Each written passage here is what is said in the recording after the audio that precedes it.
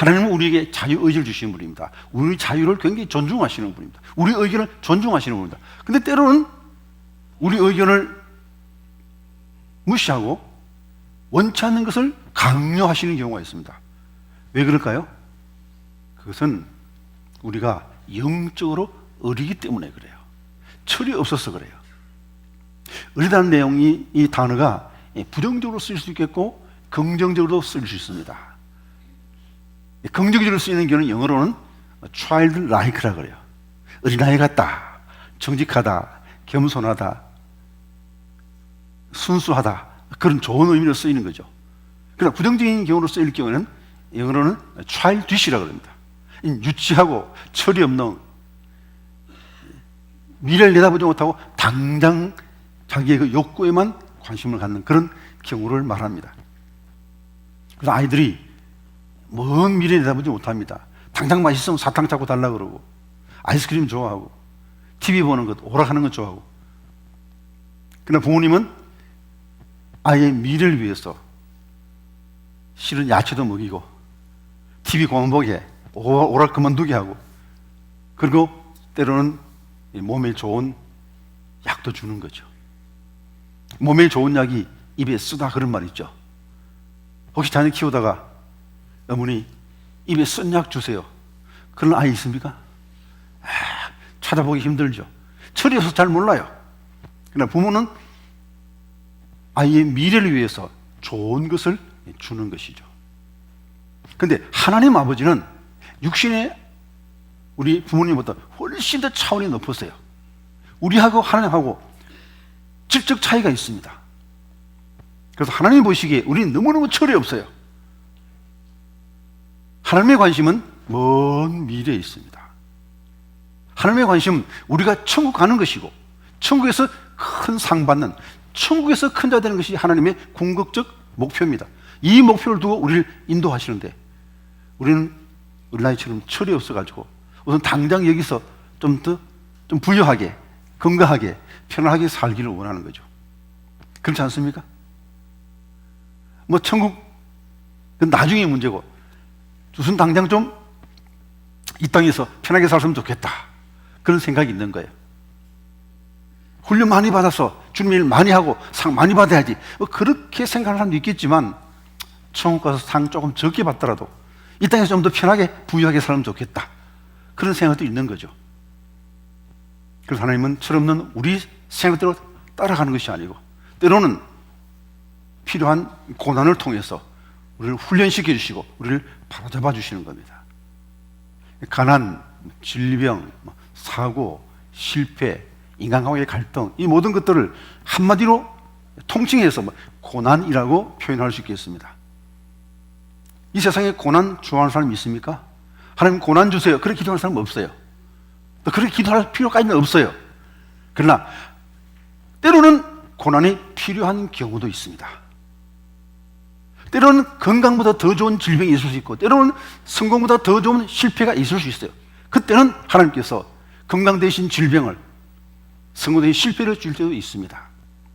왜냐하면 그것이 우리에게 더 유익하기 때문에, 꼭 필요하기 때문에 주시는 경우가 있습니다. 그럴 때 그 고난은 강요된 고난이라, 강요된 은혜다. 이 고난이 바로 강요된 은혜라고 우리가 표현할 수 있겠죠. 하나님이 언제 이 강요된 은혜를 주시느냐? 크게 세 가지 경우가 있습니다. 하나는 징계하시는 경우, 또 하나는 훈련하시는 경우, 또 하나는 예방 차원에서 주시는 경우가 있습니다. 때로는 이 세 가지가 서로 복합적으로 작용을 하기도 합니다. 먼저 하나님께서는 우리에게 징계하십니다. 우리가 잘못된 길로 갈 때 그냥 내버려 두시면 우리는 망하죠. 그래서 꾸중해서 막아주시고, 꾸중해도 안 들으면 때려서라도 바로 잡아주시는 겁니다. 여러분, 어릴 때는 부모님이 나를 때리시나 꾸중하면 나를 사랑하지 않나 보다 섭섭하게 생각했는데, 철이 들어서 생각하니까 어때요? 내가 부모 되고 보니까 어때요?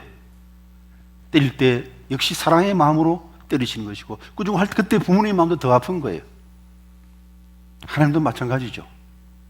영은 좋은 거 주시고 싶죠. 하나님께서 왜 고난 주시고 싶겠습니까? 다른 이유로서는 몰라도 내가 잘못해서 고난 당하는 것 하나님이 원치 않습니다. 그러므로 이왕이면 꾸중 듣고 즉시 깨닫고 매맞고 즉시 깨달아서 하나님의 마음을 기쁘시게 하는 영적인 효자들 다 될 수 있기를 간절히 기원드립니다.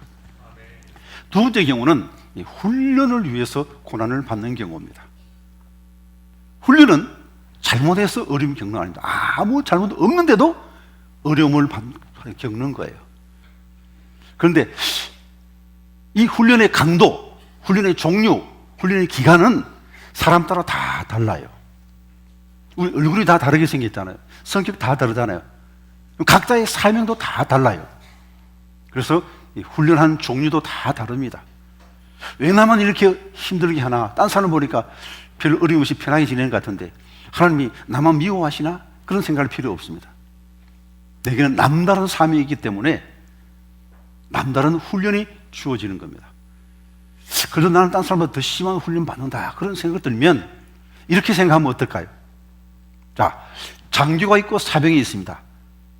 장교도 훈련받고 사병도 훈련받는데 누가 더 심한 훈련을 받을까요? 당연히 장교죠. 삶이 더 크기 때문입니다. 이 학교 대표 선수가 있습니다.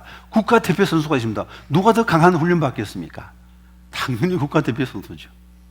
내가 남보다 더 심한 훈련을 받는다 생각되면 하나님께서 나를 국가 대표급으로 인정하시나 보다, 영적 장교로 쓰시려나 보다, 그렇게 생각하고 기쁨으로 훈련 잘 받으시고 백전백승하시는 그리스도의 정병들이 다 될 수 있기를 간절히 기원드립니다. 세 번째로는 예방입니다. 예방주사격으로 하나님께서 고난을 허락하시는 것입니다. 이건 참 이해하기가 힘들어요. 자, 잘못할 때 징계하는 것 이해가 되죠. 훈련을 위해서 고난받는 것 이해가 됩니다. 그런데 아무 잘못도 없습니다. 훈련도 다 받았어요. 그런데 고난 주신다. 참 이해하기 힘듭니다. 자, 예방주사는 병이 들어서 맞습니까? 병이 들기 전에 맞습니까? 병 안 들었는데 주사를 맞는 거잖아요. 이제 우리가 살다 보면 때로는 이유를 알 수 없는 고난을 겪을 때가 있습니다. 그럼 이것은 더 큰 죄를, 특별히 교만의 죄를 짓는 것을 예방하기 위한 하나님의 예방주사다, 그렇게 생각하면 되겠습니다. 자, 고린도후서 12장 8절 9절 말씀 같이 읽어봅니다. 이것이 내게서 떠나게 하기 위하여 내가 3번 주께 간구하였더니 나에게 이르시기를 내 은혜가 내게 족하도다. 이는 내 능력이 약한 데서 온전하여 지니라 하신지라. 그러므로 도리어 크게 기뻐함으로 여러 약한 것들에 대하여 자랑하리라. 이는 그리스도의 능력이 내게 머물게 하려 함이라. 그리스도의 능력이 내게 머물려면 겸손을 유지해야 됩니다. 자, 이 컵이 있습니다. 물이 담겨 있는 거죠. 그런데 이 컵이 뒤집어지면 물이 다 쏟아지는 거예요. 교만은 마음이 뒤집어지는 거예요. 그래서 교만한 사람은 하나님께 쓰임 받을 수가 없습니다. 그런데 사도 바울이야 뭐 그렇게 굉장한 믿음의 사람인데 교만해질 위험이 있겠습니까? 생각할 수 있겠습니다만 바울도 인간입니다. 모든 인간은 다 죄성이 있습니다. 육체를 입고 있는 한은 죄성에서 완전히 자유로울 수 없는 겁니다. 사도 바울은 우리가 알다시피 원래는 예수 믿는 사람을 박해하던 박해자였습니다. 그런데 담메색에 있는 사람들 잡아서 감옥에 가두려고 가다가 그 담메색 도상에서 예수님을 만나죠. 그리고 회개하고 예수 믿는 사람이 됩니다. 그 당시에 이제 이름이 사울이 나중에 바울로 바뀌었죠. 평생 그냥 바울로 통일하겠습니다. 그 바울은 예수 믿고 난 뒤로 바로 전도합니다. 그래서 다메섹에서 열심히 막 전도하니까 그 유대인들이 이 바울을 죽이려 합니다. 그래서 사람들이 고향인 다소로 보냅니다. 또 거기서 한 3년 지내면서 아라비아 사마에 가서 기도하고 경건 훈련 쌓고 성령을 깊이 연구하고 이제 하나님의 사람으로 준비된 다음에 바나바의 추천을 받아서 안디옥에서 바나바와 함께 안디옥 교회를 돌봅니다. 요즘을 치면 안디옥 교회 목회자가 된 거죠. 그리고 바나바와 바울이 열심히 목회해서 교회가 굉장히 많이 부흥됐습니다. 많은 사람이 예수 믿는 사람이 생겼습니다. 그때 안디옥 교회 파송을 받아서 바나바와 함께 선교사로 나갑니다. 가면서 수많은 교회를 세웠습니다. 가는 곳곳마다 교회가 세워졌습니다. 아테네를 제외하고는 가는 곳곳마다 다 교회를 세웠습니다. 그리고 수많은 기적을 베풀었습니다. 사도행전에 있는 말씀 한번 같이 읽어봅니다. 하나님이 바울의 손으로 놀라운 능력을 행하게 하신, 심지어 사람들이 바울의 몸에서 손수건이나 앞치마를 가져다가 병든 사람에게 얹으면 그 병이 떠나고 악기도 나가더라. 안수에서 기도하면 병 나는 건 그건 물론이고, 사도 바울의 손수건 앞치마를 병자에 얹으면 병자가 낫고 귀신이 나간, 얼마나 놀라운 능력이 나타나는지 모릅니다. 그뿐 아니고 죽은 사람을 살렸어요.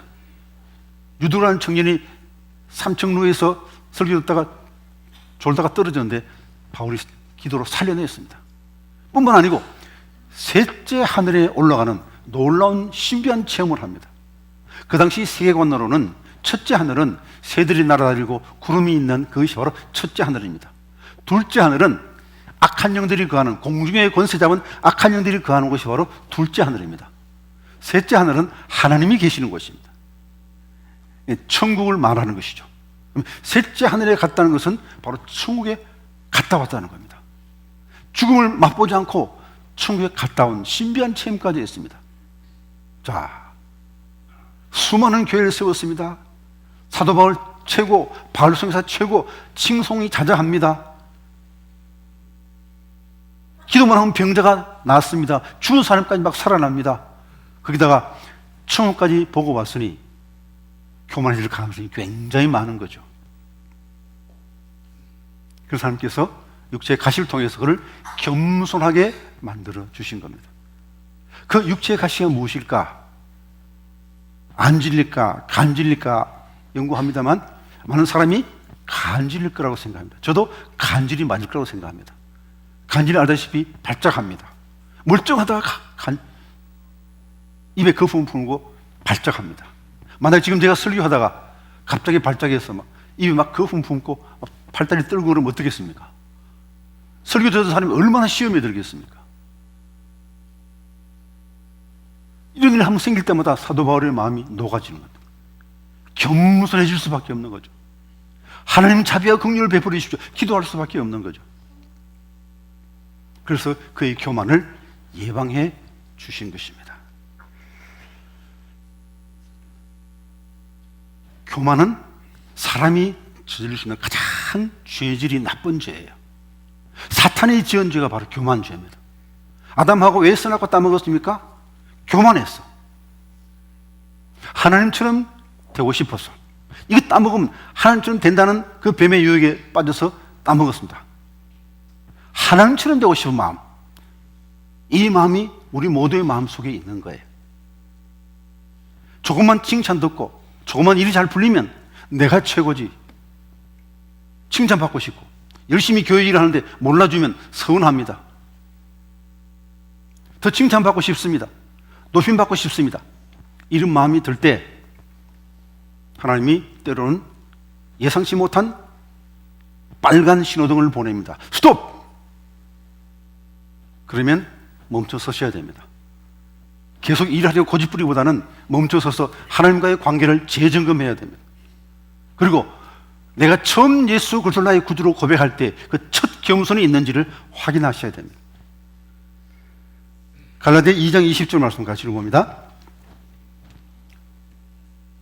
내가 그리스도와 함께 십자가에 못 박혔나니 그런즉 이제는 내가 사는 것이 아니요 오직 내 안에 그리스도께서 사시는 것이라. 이제 내가 육체 가운데 사는 것은 나를 사랑하사 나를 위하여 자기 자신을 버리신 하나님의 아들을 믿는 믿음 안에서 사는 것이라. 예수를 믿는다는 것은 예수님과 연합한다는 겁니다. 예수님의 십자가와 연합하여 함께 죽고 죄에 대하여 죽고 부활하신 예수님과 연합하여 새로운 생명, 부활한 예수님의 생명으로 사는 것이 우리 그리스도의 삶인 것입니다. 처음에는 처음 예수님 나의 주님을 영접할 때는 이것이 분명해졌는데 신앙생활 하면서 차츰차츰 마음이 해이해집니다. 주로부터 칭찬 듣습니다. 예수 잘 믿는다고, 기도 많이 한다고, 신앙생활 잘한다고 칭찬 들으면 은근히 교만해져가지고 내 힘으로 하려고 합니다. 내 의로 하려고 합니다. 그때 하나님이 스톱! 하고 신호를 주시면 내 속에 내가 예수님을 나의 구주로 영접할 때 그 첫 겸손이 있는지를 확인해 보십시오. 그리고 정말 예수님이 나의 주인인가? 정말 나는 주님을 위해서 사는가? 아니면 나를 위해서 주님의 능력을 이용하는가? 한번 점검해 볼 수 있기를 바랍니다. 요셉의 생애를 살펴보면요, 야곱의 아들로 있다가 애굽의 총리 대신이 됩니다.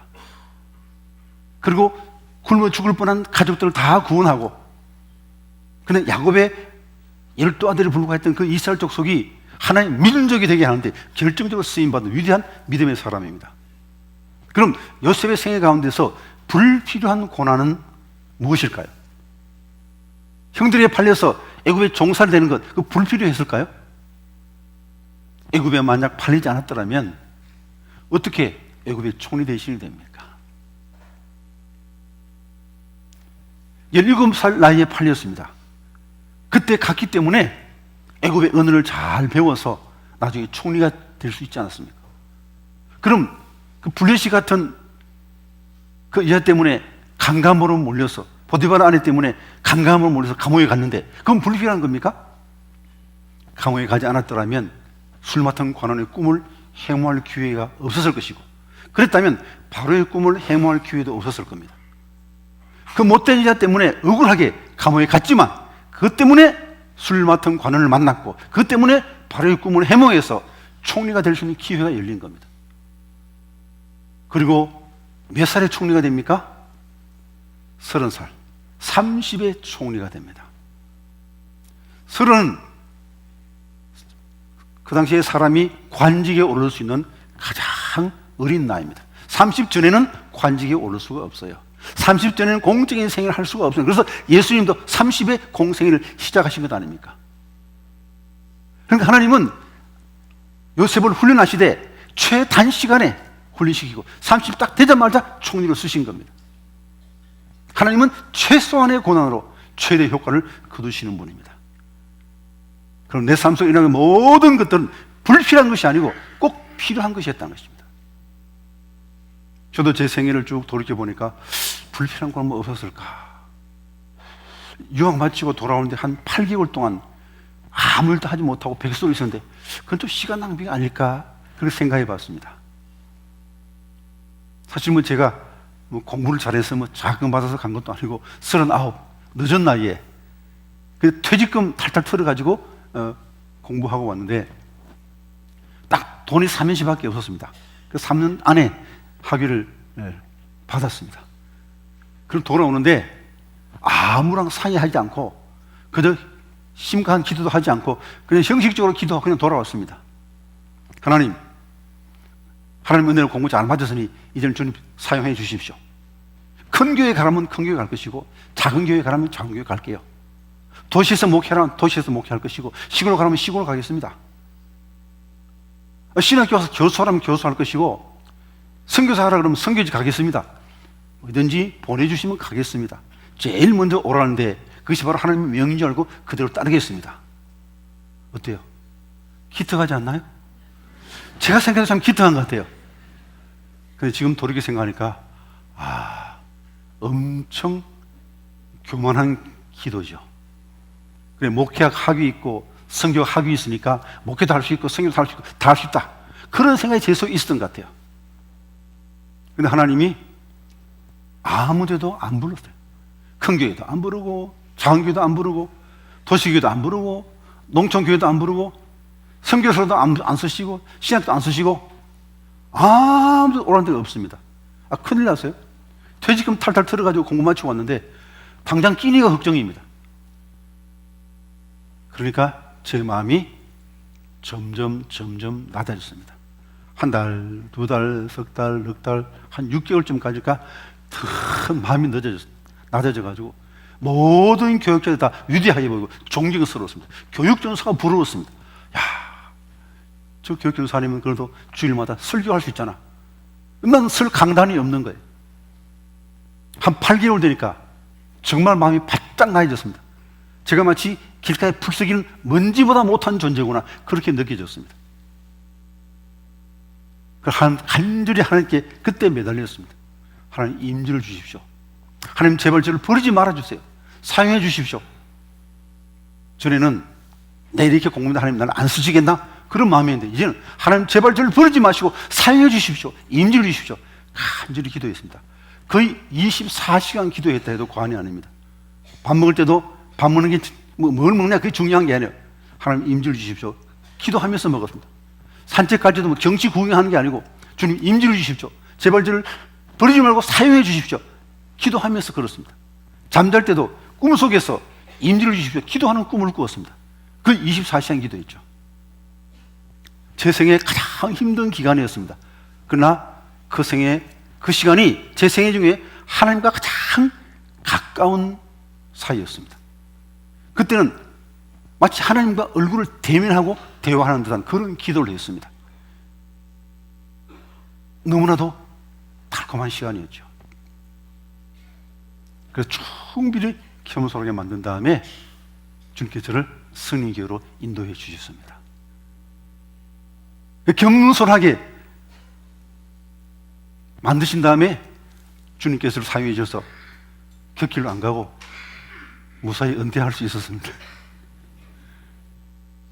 여러분 다시 한번 살펴보십시오. 여러분의 생애 가운데 불필요한 고난 있습니까?